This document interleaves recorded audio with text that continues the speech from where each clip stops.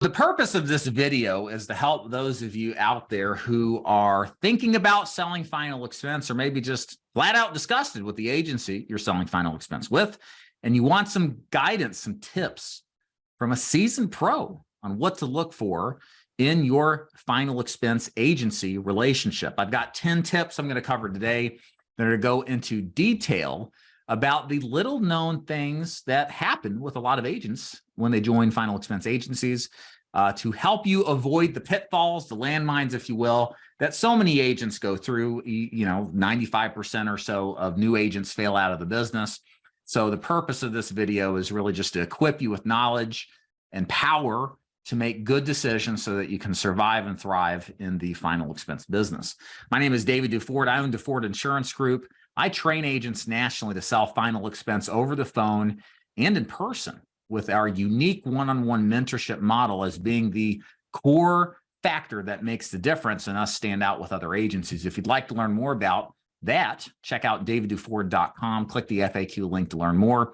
And also, if you'd like to watch these filmings of these YouTube videos live, along with hours upon hours of free training, free scripts, my books in ebook format for free, and more, then go to davidduford.com/ISS to join my insurance sales success website.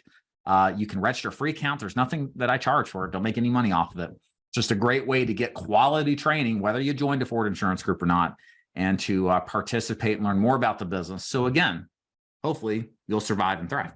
So the first point on the list here today is the factor of agent-agency alignment. So what do I mean by this? This is probably the number one reason I would say most agents fail out of this business. 95%, you're going to hear that a lot.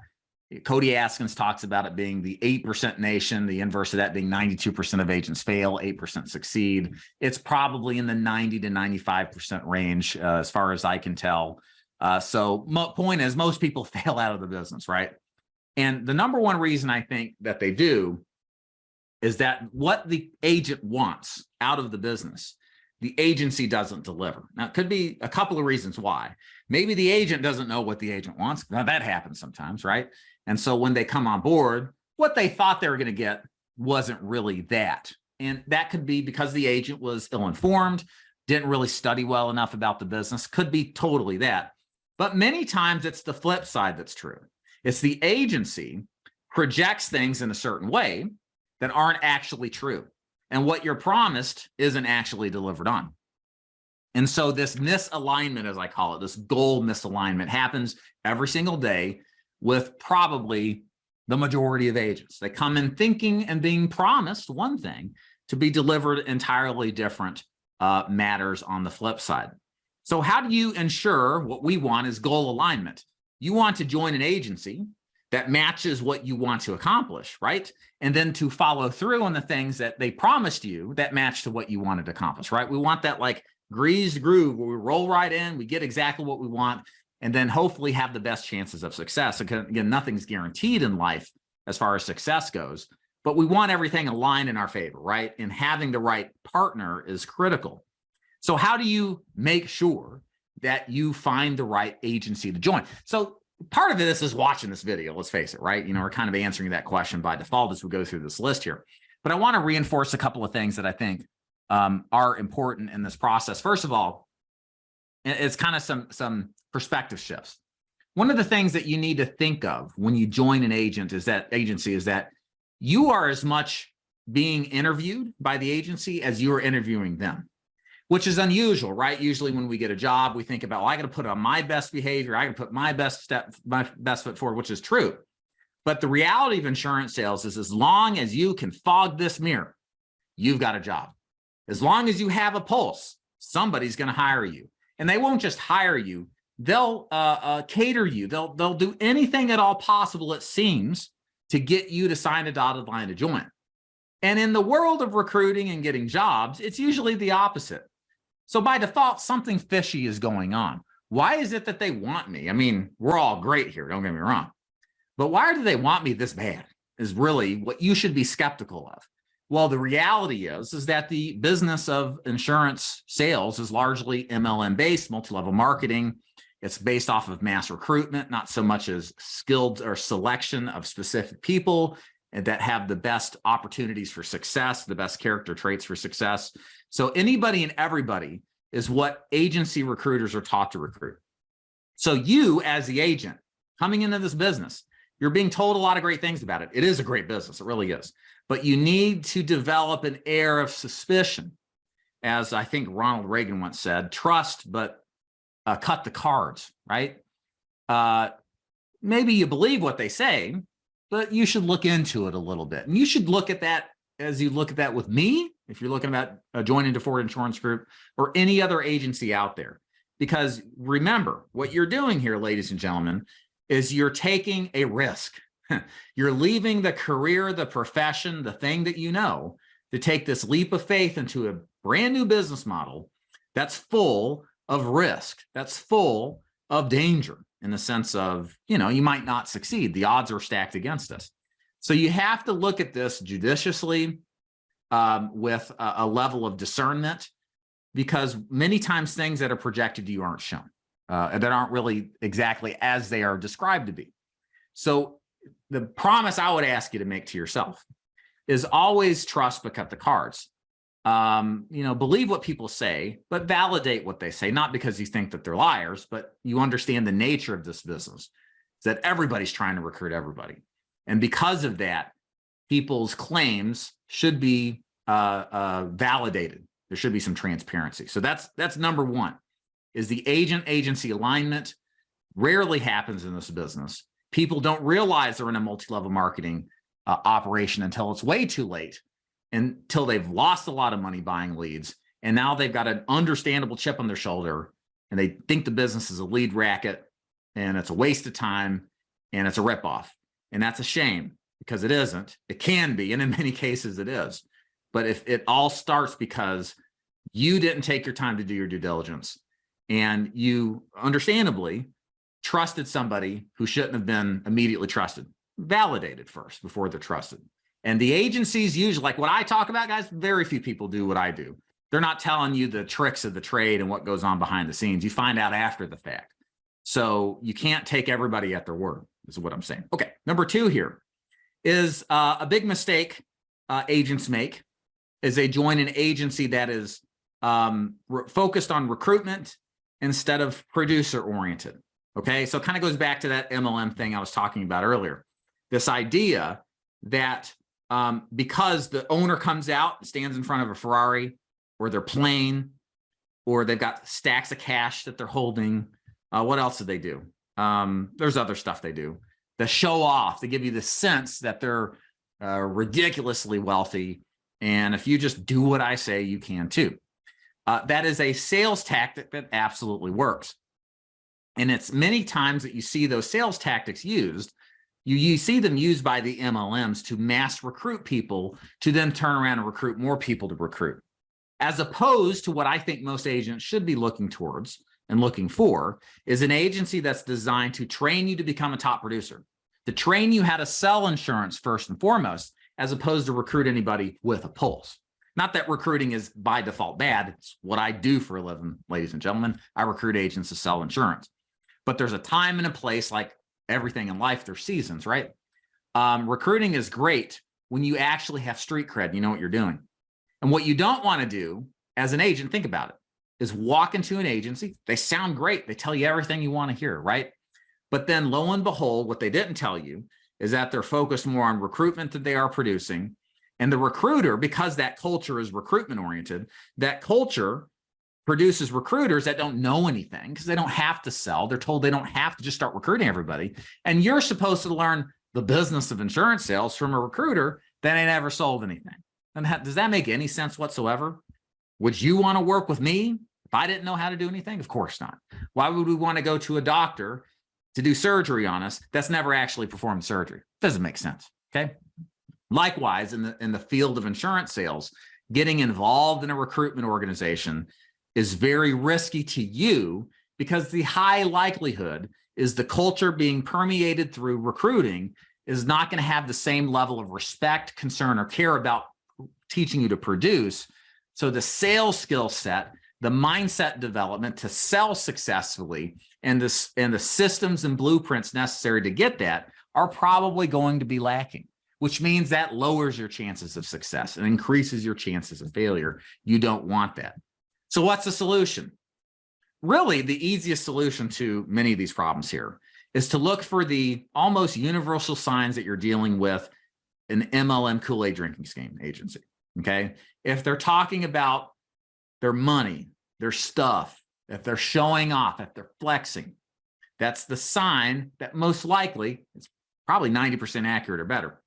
It's a recruiting-oriented organization, and everything that new agents need, systems to sell, systems to learn how to sell, support and training and mentorship, are probably lacking severely. Historically, that's been time and time again the reality of this business. So if you see that, run. It's pretty much that simple. And take your time and do your due diligence. Look for agencies that take their time to explain how to sell successfully, that have examples of agents that sell successfully, and don't talk about recruiting every other word that comes out of their mouth. So number 3 here, some other issues in joining an agency in the final expense space. There's some fine print issues that even if you end up with an organization that on the surface looks legit, they focus more on producers than they do recruiters, they want to teach you how to sell, you're still not out of the woods. There's still some things that you need to be concerned with and make sure that you are optimizing your chances of success. So I want to hit on a few quick things here that are embedded in the contracts of many of the organizations out there, so to make sure that you're setting yourself up for success. One factor you need to be concerned with is, are you vested in your business or not? So let's define what vesting means and why that's very important. So being vested in your business simply means this. It means that the business that you write, the policies you write, you own those clients in the sense that those policies, you're coded to be the agent of record. And even if, and this is important, even if you're not with that agency anymore, you will still get paid the residual income that you're owed as long as the client stays on the books and whatever the terms of the contract are for the policy. Here's why this is important. There are organizations out there that position themselves to do well as far as producing and teaching you how to sell. I can think of a couple that come to mind.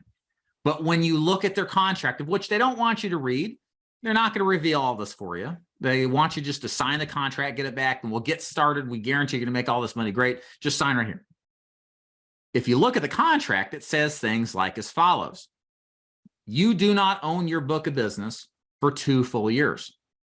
It also states in the contract, we can terminate you for any reason we want to. This isn't an employment contract. You don't have some protections from the state to terminate you for, crazy reasons that are non-logical. The way 1099 contracts work in most states is that because this contract states an at-will contract, it doesn't matter what you look like. They don't like the way you look. They can terminate you.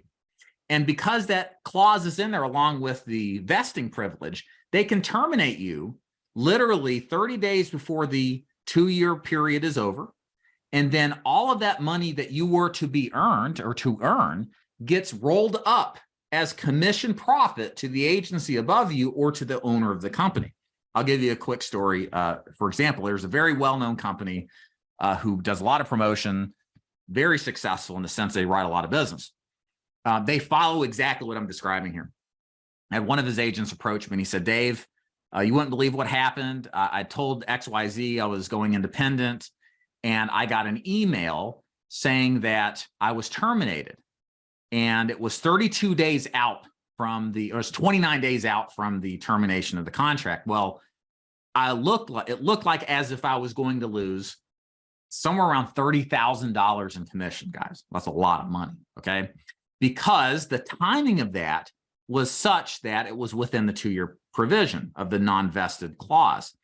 And but lo and behold, the contract said you have to be notified 31 days out or more.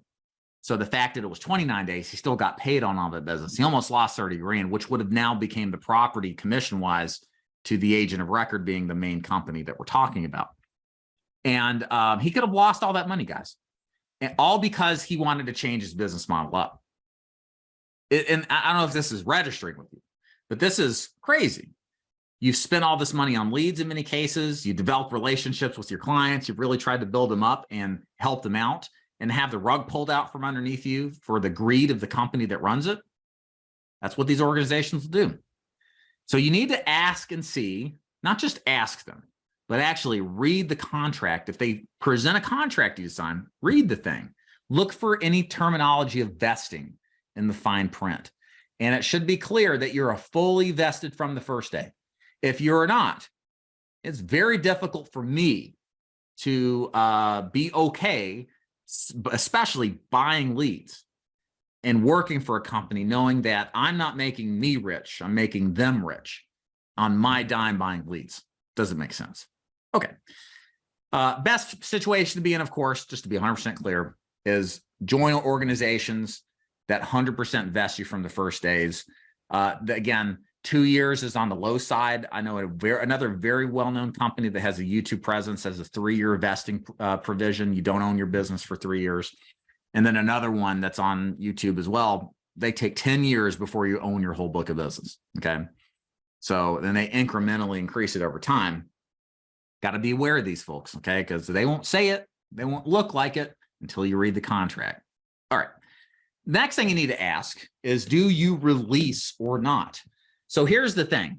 When you join a final expense agency, you become an agent of the agency. And through that agency, you get the right to affiliate with specific carriers that the agency recommends, right? So like with the Ford Insurance Group, we've got like Prosperity Life, Mutual of Omaha, Gerber, other companies, right? But what happens if you get on board, you like the carriers, everything about the carriers are great, but you find out that what you were promised wasn't delivered? The great training programs that they promised you, no, looks like they don't even pick their phone up, or they take a month to respond to emails. Trust me, it happens all the time. And you like the carriers, but you don't like the agency. You want to sell those carriers, but you don't like the idea of giving these people any money because they haven't done anything to earn it. So you want to take those carriers and move them to another agency. Well, to do that, you have to get what's called a release from your upline. You see, when you join a final expense agency, by default, and I'm surprised there's not been a class action lawsuit because I've never really seen it in the contract. Maybe I'm wrong, but by default, the recruiting agency has the privilege of determining whether or not that agent beneath you is able to be released or not. Okay. And so what happens is that if an agency treats you like crap, or if they don't do what they're promised to do, or you just want to change gears, you're at their discretion and at their mercy of whether or not they're going to allow you to move your carriers over or not. And this is pretty bad. There is a very large organization.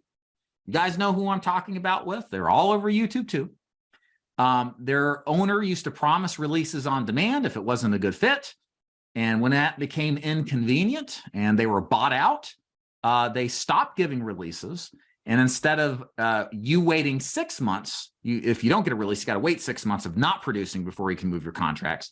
They now mandate it because they have so much production to push these carriers around. They require 12 months of no producing with that carrier, or even after you contract, you have to sit out 12 months and not write it before you can move those carriers over. Okay. They've got you by the you know what, right? So you find a company or carriers you like, but you don't like the company. And now you're literally sitting out of potential business because the companies have such a hold over you like this. So you have to ask up front, do you release if we ask you to? And they should be 100% answering yes, if they feel the same I do at least, which is you're the one that's taking the risk. It's your money at play. You're investing your money and time into the business. If it's not a good fit for Ford Insurance Group, I can only speak for myself. I don't want to hold you hostage and make you do business with me if it's not a good fit. So we give releases to those people who ask who don't owe chargeback money, because I don't want to just have people beholden to me because I say so. It's not a dictatorship here. It's a benevolent dictatorship, in fact, but I don't want agents here that don't want to be here. I've strategically done that for 10 years since I began my insurance agency, and it's never been a problem, and people appreciate it. But there's a lot of agencies out there, guys, that won't do that. And again, You will not know about this unless you ask and ask other agents in the agency and do your due diligence. Again, you may be presented the best opportunity that sounds fantastic, but if they don't release, what they're saying are just claims. It's not necessarily reality. And what happens if you're that one person who it doesn't work out for and you have no plan B to move those carriers over to another company? It's not good. It's not the end of the world, to be fair. You can always get other carriers. There's a lot out there if you work with the right agencies. We work with people who are stuck with these big name 3-letter IMOs that are out there. We just start them with other companies, right? So there's a way to navigate this, but it's never fun. And it's almost never fair to the agent because it's not your fault that the agency didn't do what they're promising to do. Okay. Fifth thing here to be concerned with when you're looking at joining a final expense agency is their lead program. Another source of deceit, of using and abusing agents that are presented one way but are exactly the opposite in many cases. Let me give you some examples. So in many organizations, the 3-letter IMOs can keep hitting on them, but they just do such a good job of screwing agents. You just can't help it. Their lead program is either going to be aged, overused leads that have been sold a dozen times plus that are years and years old, or it's not even a lead. It's like data that costs 25 cents to acquire, but is resold at 10, 11, 12 bucks a piece, not just to one agent, but to multiple agents. So think about it from a business standpoint. If you can acquire something for 25 cents and then make a profit of $40 or $50, how many times a day would you do that? Infinity, right? Very little downside risk for a lot of profit. And so what a lot of these organizations do that do mass recruitment, that are essentially MLMs as well, is they've realized that they want to make money even if you don't. And the way they make their money is by convincing you that all leads are the same. It doesn't matter how cheap or expensive they are. Just buy these leads and buy a lot of them, because by you doing that, they're going to make a ton of money up front. But what you don't know is not all leads are the same. Age leads aren't nearly as good as fresh leads. And data is not even a lead that they present it to be. And you buy it because you trust these people and you start calling them and you're like, they said I was the 5th person that called them today. They told me to go to you know where, right? Over and over, and you're going to get that. But when you call like the 50th, the 100th lead, and you're hearing the same thing over and over, it's very demoralizing. It's very anger inducing. And it many times causes people to quit because they feel like they've been taken advantage of, which they have. So what you want to avoid are final expense organizations focused on selling you the idea that all leads are created equal. They're not. What you prefer and should prefer, what we call fresh and exclusive leads. These are leads that are made fresh immediately or within recent time, like days, and that are never resold. You're the only agent to work that lead. They're going to cost a little bit more than the aged leads or the data leads. But what you can rest assured of is that you're actually getting the best opportunity to sell somebody because they just requested the information and it's not going to be resold to another agent. Does that make sense, everybody? That's what I've always worked as a final expense agent. Now, what kind of leads work well? So for final expense, face-to-face, we like direct mail leads, even works in 2023. Facebook leads are really good for certain vendors. For telesales, we really like Facebook leads produced at scale, at mass for low prices, and then driven into preset appointments or just a lot of volume so that we have a lot of people to talk to. So long story short is you want to make sure that you are getting involved with lead programs that aren't designed with the sole, in my opinion, the sole benefit or reason to profit the IMO and not you. I don't make a dime off of any of our lead programs. And I do that purposefully because I feel like if I'm winning and you're not, there's some sort of power dynamic at play here that isn't fair and conducive to the agent. We always want to win all the time, but I feel better as an agency owner to exclusively win when you win. And that means the agency only makes money when you make a sale. And because of that, my mindset always has been, well, how can I get you to make a sale? Well, I got to train you better. I got to get you the best leads. I got to give you on the right track. I got to help you focus. All of this is a positive force and power that ultimately allows us to both win. And the unfortunate truth is many organizations don't feel that way. They just want to profit regardless of who's at at cost or expense. And many times it's you. Point number 6 here is the level of training.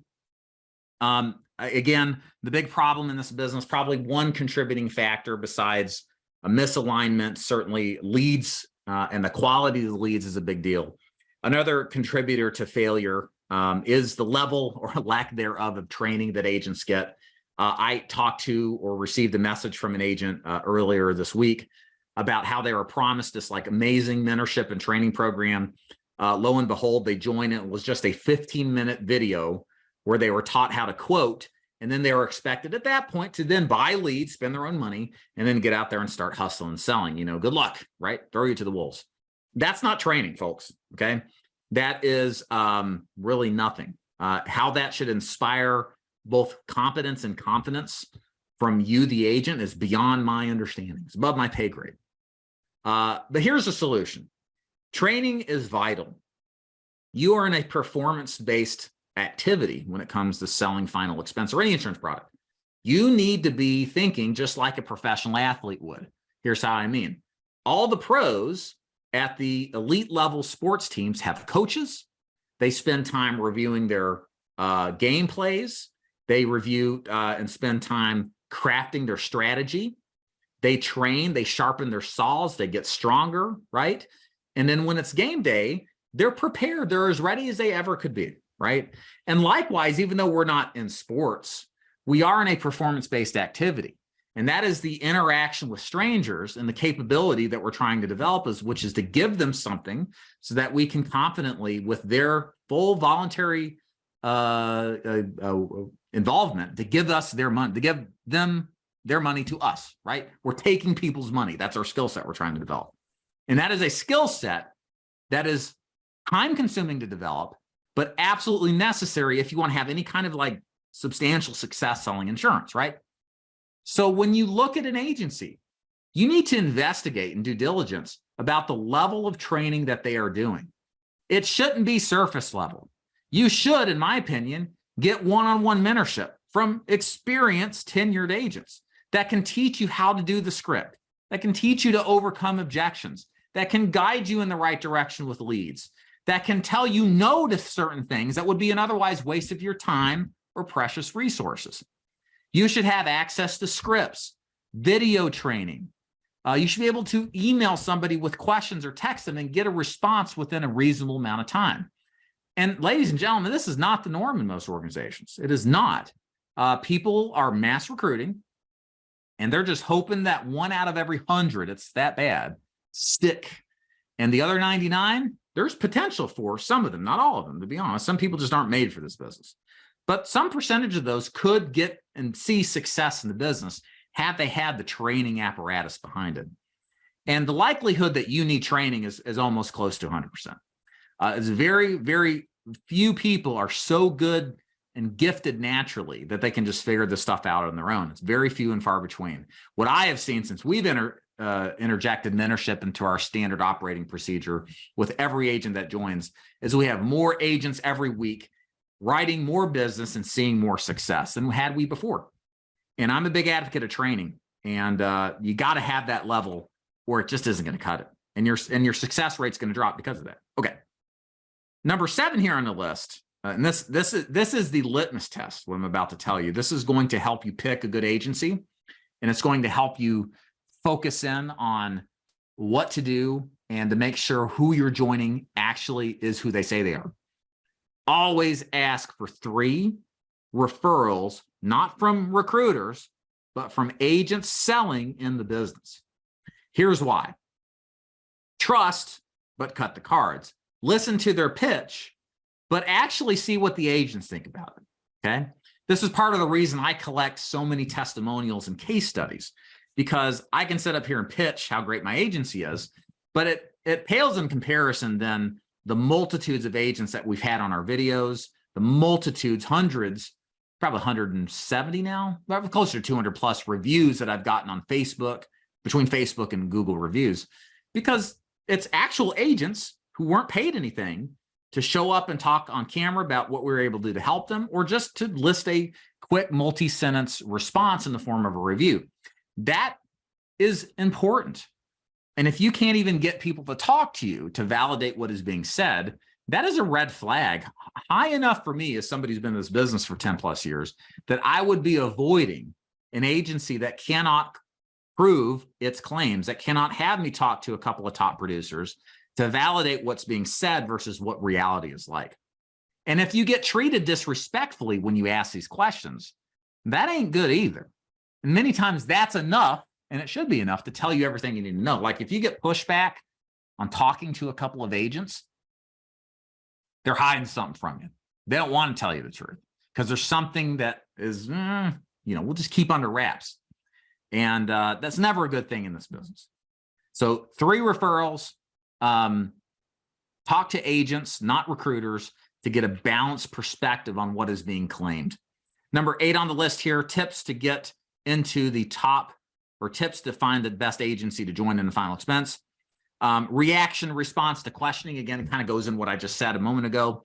When you ask questions, and you should, remember, you're interviewing the agency as much as they're interviewing you. If you're asking questions like, well, how does commission work? How do leads work? Are the leads fresh? Are they leads exclusive? Can I talk to 3 agents?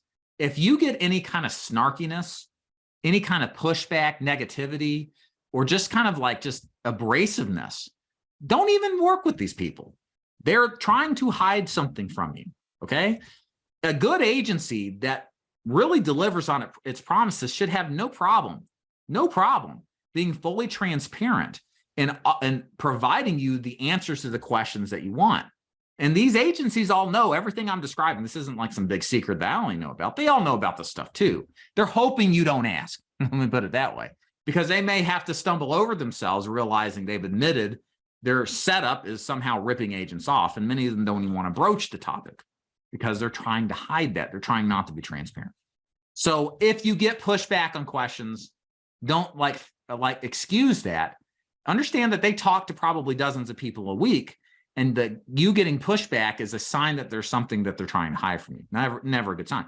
Number 9, when it comes to finding a good agency to join in final expense, long-term potential. So final expense, I call it the gateway drug of selling insurance. It is certainly a product you can sell the rest of your life. As long as you work hard enough and are trained well enough, it is a great income producing product. But for many, it is a bridge to another product or another service or offering that you can also cross-sell or then eventually focus on. So for me, if you're just joining an agency to sell final expense, there are some shortcomings to it. You're going to find out as you get into this business, there are products that pay a substantial amount of income throughout time that you don't have to necessarily work in order to get. So for example, this is why we sell Medicare and offer Medicare to agents who show a track record of success, as well as ACA health insurance products, because those products pay lifetime residual incomes, especially Medicare, which is a logical cross-sell opportunity.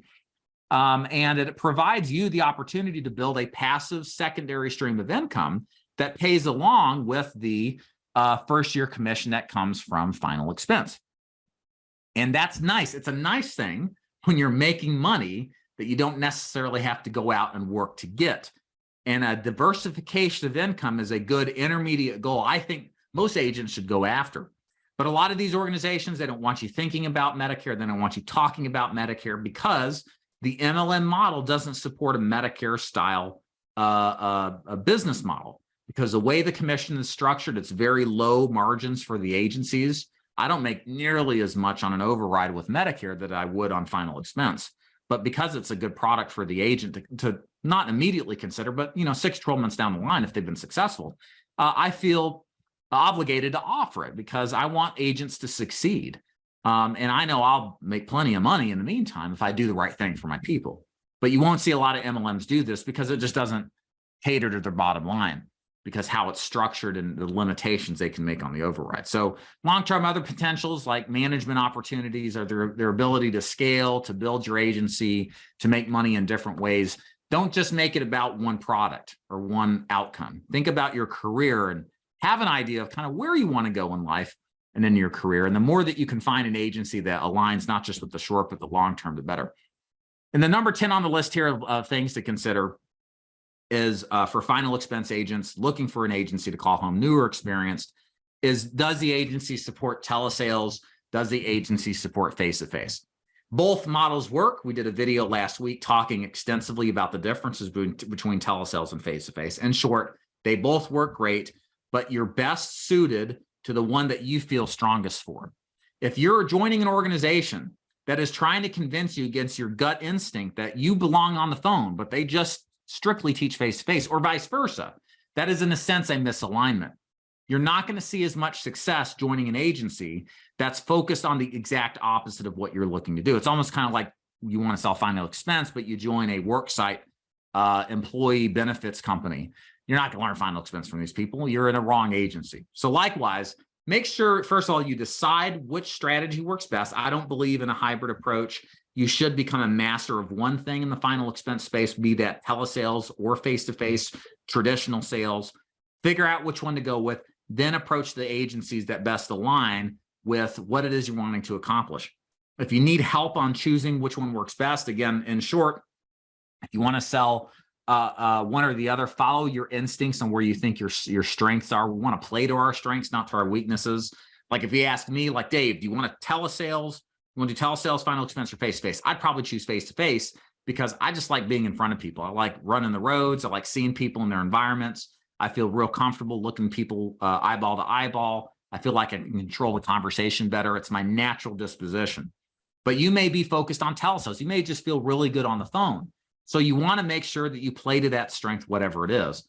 Last thing I'll say on that real quick, if you're just like hung up, you're half pregnant, you don't know which one to do, pick the one that's face-to-face. Do face-to-face if you just really don't know telesales or face-to-face is best, because industry-wide, my anecdotal feeling is that face-to-face, bottom line, I don't say it's easy, but the success rate is higher for face-to-face than telesales. Telesales just takes more sales skills. It takes more performance art because you don't have face-to-face in front of you. You're just talking to somebody over the phone.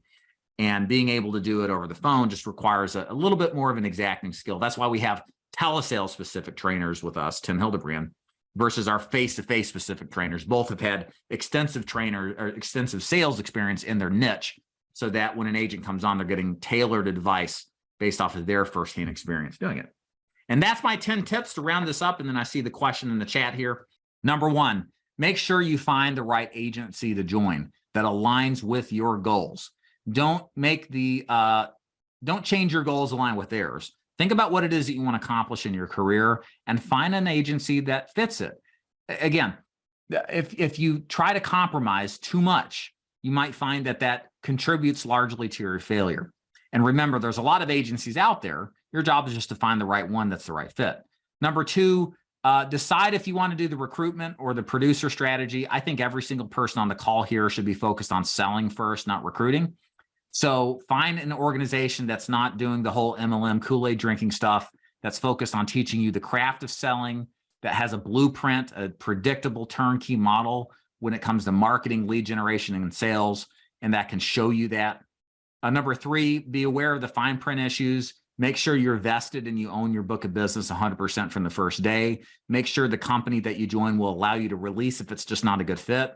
And make sure that the lead system is based off of fresh and exclusive leads, not junk that's been recycled a million times. That is a huge cash cow for the company. And you should be able to ask for this stuff.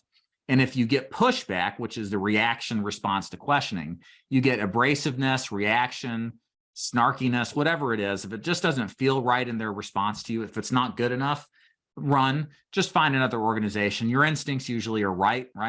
So if it just doesn't seem like a good reaction and response that's fully transparent, there's something they're hiding. It's not to benefit you. It's probably to hurt you. Just find another agency.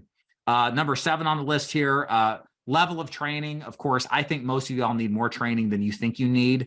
And I really am now a big advocate, shameless plug for our one-on-one mentorship program. It has changed lives. It has developed more agents than we've ever seen success with prior to us having it. So I think mentorship, role playing, having access to a script, having access to overcoming objections, having ongoing meetings with your trainer or coach, like this is stuff that should be non-negotiable in the norm of the business. It's not, but it makes that much of a difference. Even the people don't think they need it. Number 8 on the list here is always ask for 3 agent referrals. This would be if you find an organization that checks all the right boxes, trust but cut the cards. Ask the agents that work with the agency and see what they have to say. If you get pushback on this, run. There's something they're hiding. If you talk to the agents and they tell you generally the same thing that's being told, that's likely a sign this is a good organization because the experience matches the sales pitch. And that's always a good thing because usually it's the exact opposite. Number 9, always consider not just your immediate needs, but your long-term options and opportunities. Are there management opportunities? Are there passive income product sales opportunities? In other words, is there a way to grow your career beyond where you're at just starting off? And then number 10, in the final expense space, pick whether you're going to do telesales or face-to-face. Follow your strengths. You're likely stronger at one than the other. Don't form fit yourself if you feel opposite of what the suggestion is. For example, if there's an organization that strictly does telesales and they believe it and they love it, but you're halfway committed to it, but you really like face-to-face, take your time to find the right agency. Find the right agency that focuses on face-to-face and matches your goals, right? Goes back to the agent alignment with the agency's goals, right? So long story short, if I could wrap all this up, and then if you guys got questions, throw them in the chat. You can unmute yourself. I'll call on you. I've got about 15 minutes here till I got to get to another meeting. Happy to address any questions about our topic today or about anything in general. Last thing I'll say here, you can wrap this whole list up here and basically slowing it down and doing your due diligence, okay? What you don't want to do is rush into love in this business. This business is too awesome. I am so thankful that I stumbled across this final expense business. If I never failed out of my first business, my personal training business, I would never, ever thought anytime that I would sell insurance. But I am so thankful because it has given my family and myself so much more opportunity than I could ever dream of. And not just from money and the income side, that's only part of it, but it's the freedom side, it's the autonomy side. I literally, after I'm done with y'all, walk out this door. I get to kiss my wife, my 3 girls, my son, probably not kiss my 14-year-old son. It's too weird, embarrassing, but I get to be with my family, right? And it's all is because I started in the same exact position you guys did. You know, something happens in your life, career changes in what you want out of life. This is not an easy thing. It's not an overnight thing, but this business is just too awesome to flippantly join and think that everything is hunky-dory, because there's a lot of impediments and obstacles in the way, more now than there ever has been. Add to that the whole social media element that causes confusion at exponential rates. And you got to be very cautious. You don't want to be overcautious, but you want to be cautious. You want to have the time to do your due diligence so that the agency you join, and this is how you should think, the agency you join is where you're going to be the rest of your life. You think like that, you start to take a lot of this stuff that much more seriously. And I implore you, do the due diligence. Don't get stuck where you don't, where it's not conducive for you and your family and your business, because the long term of this business is absolutely outstanding. And I hope you guys listen keenly and put this into force. All right.